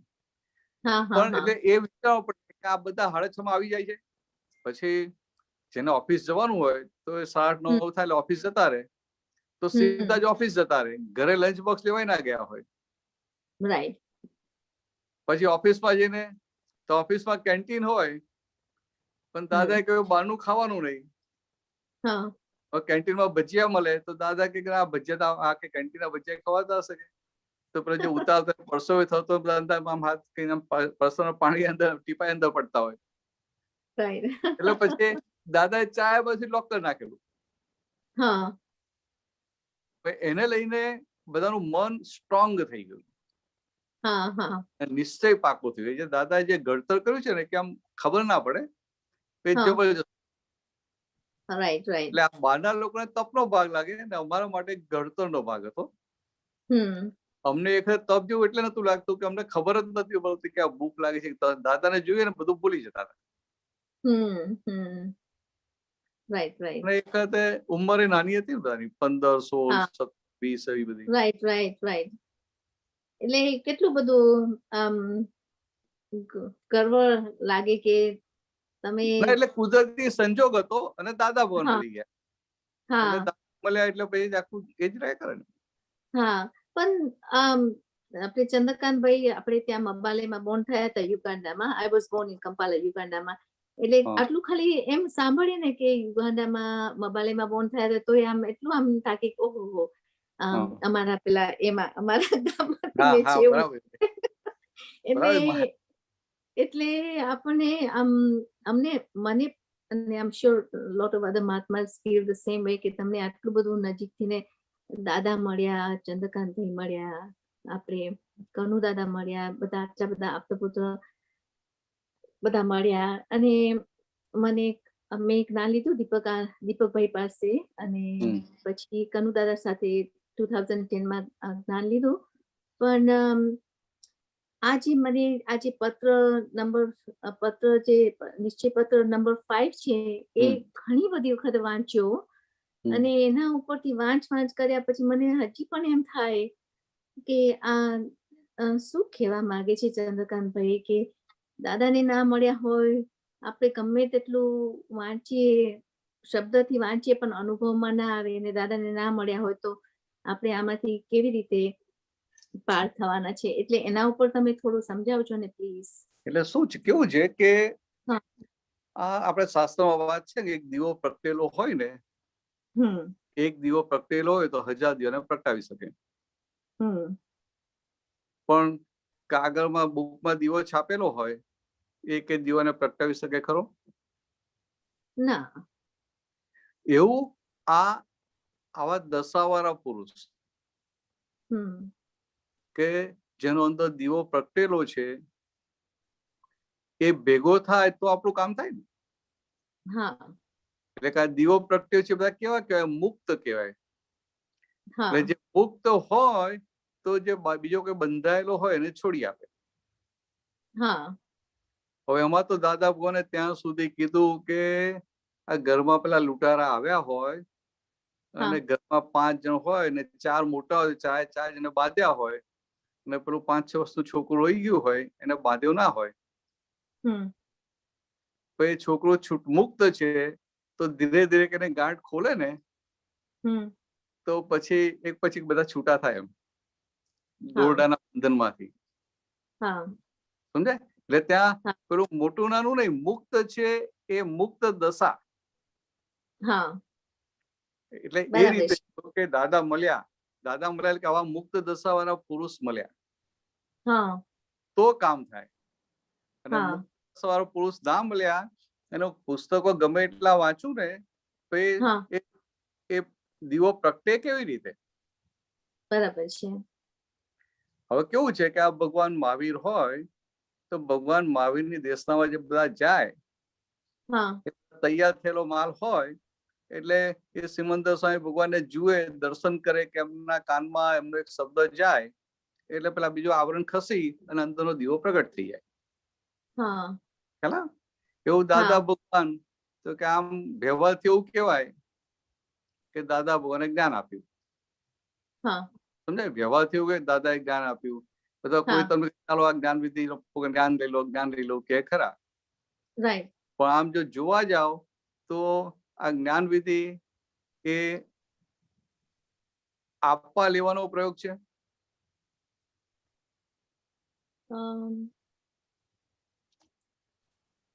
કેમ ગુચાઈ ગયા?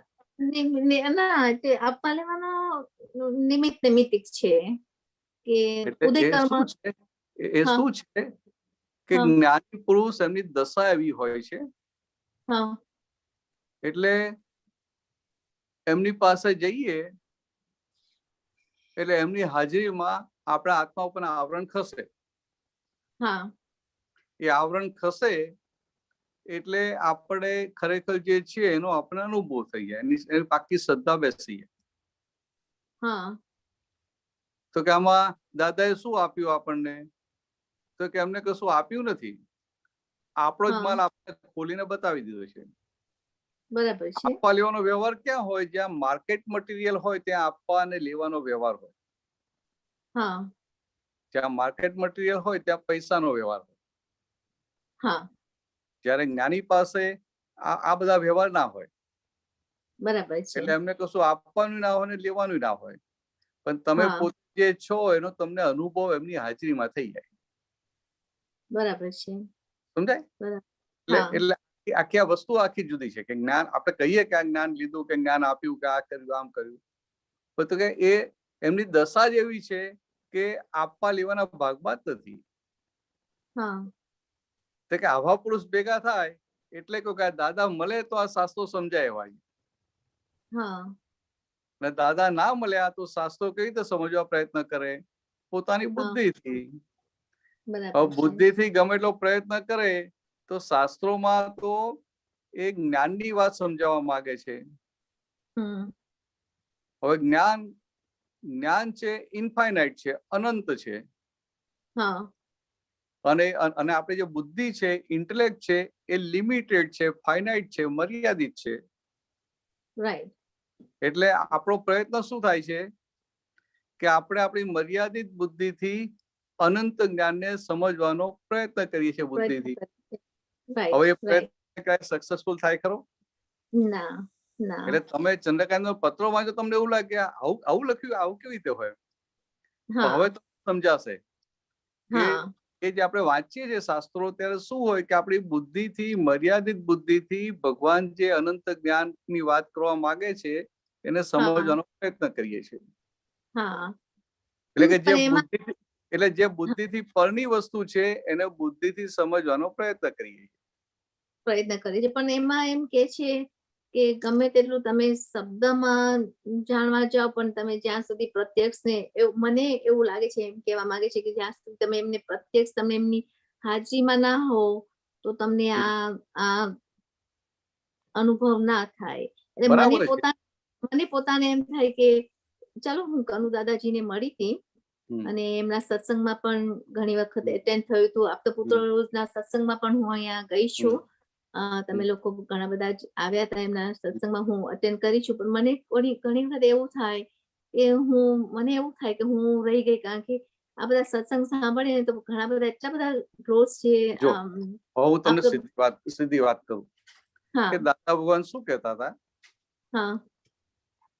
તમને એવું લાગે કે દાદા ભગવાન ના મળ્યા, દાદા ભગવાનનું જ્ઞાન, એમની જ્ઞાન ના મળ્યું, એવું લાગે ને? હવે દાદા ભગવાન શું કહેતા હતા કે આ જે જ્ઞાન છે અમારું જ્ઞાન નથી, આ તો વિતરાગોનું જ્ઞાન છે. સમજાય? તો કે આવું ગજબનું જ્ઞાન ખુલ્લું થયું, પણ એના માલિક નતા થયા, એ જ્ઞાન આપનારા થયા નતા.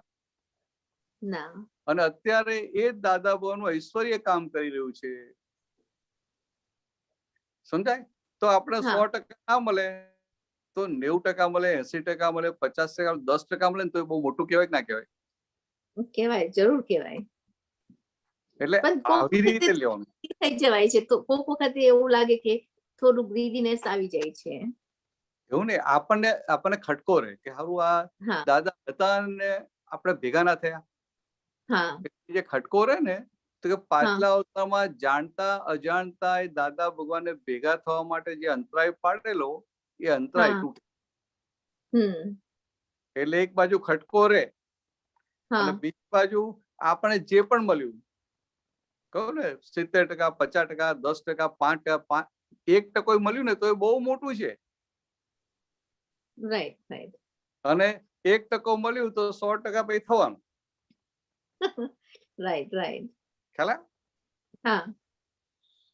ખાલી કેટલું છે કે દાદા ભગવાનની હાજરીમાં જેમ પુરુષાર્થ માટેના બધા જે હેલ્પિંગ સંજોગો હતા, હવે આપણે જાતે અંદર નિશ્ચય કરીને પુરુષાર્થમાં પાછળ પડવું પડે, એટલું રહ્યું. એટલું તો થાય ને? થાય, ચોક્કસ થાય. આપણે અંતરાય પાડીને આવ્યા છે તો પછી બીજી આટલી તો મહેનત કરવી પડે ને. કરવી જ પડે, જરૂર. એટલે અંદર એવું રાખવાનું કે આપણે આ પુરુષાર્થ કરી અને બધાની જેટલા જ આગળ પહોંચી જશું. પ્લીઝ એટલા એવા આશીર્વાદ આપજો ભરતાનંદજી. અને એટલે આ તમે આવું નક્કી કરો ને, એટલે દાદા ભગવાન એવા છે ને કે એમની કૃપા માગવી ના પડે. અંદર આવું નક્કી પણ થાય, આપણે શુદ્ધાત્મામાં સ્થિરતા થાય, 5 આજ્ઞામાં રહેવા માંડીએ, એટલે એમની કૃપા ઉતરવા જ માંડે માગ્યા વગર. ને કૃપા મોક્ષ માટે હોય. ચાલો વધીશું આગળ. આપણો સમય થયો છે. ત્રિમંત્ર બોલાવજો, નીરુબેન ફોલો કરજો. જય સચ્ચિદાનંદ. જય સચ્ચિદાનંદ. નમો વિતરાગાય. નમો વિતરાગાય. નમો અરિહંતાણમ. નમો અરિહંતાણમ. નમો સિદ્ધાણમ. નમો સિદ્ધાણમ. નમો આયરિયાણમ. નમો આયરિયાણમ. નમો ઉવજ્જાયાણમ. નમો ઉત્સાયાણમ. નમો લોય સવ સાહુણમ. નમો લોય સવ સાહુણમ. એસો પંચનમુક્કારો. એસો પંચનમુક્કારો સવપાવપણાસણો સર્વપાવપણાસણો મંગલાણમ ચ સવ્વેસીમ મંગલાનમ ચ સવ્વેસીમ પડમમ હવૈ મંગલમ. પરમમ હવૈ મંગલમ. ઓમ નમો ભગવતે વાસુદેવાય. ઓમ નમો ભગવતે વાસુદેવાય. ઓમ નમઃ શિવાય. ઓમ નમઃ શિવાય. જય સચ્ચિદાનંદ. જય સચ્ચિદાનંદ. જય સચ્ચિદાનંદ.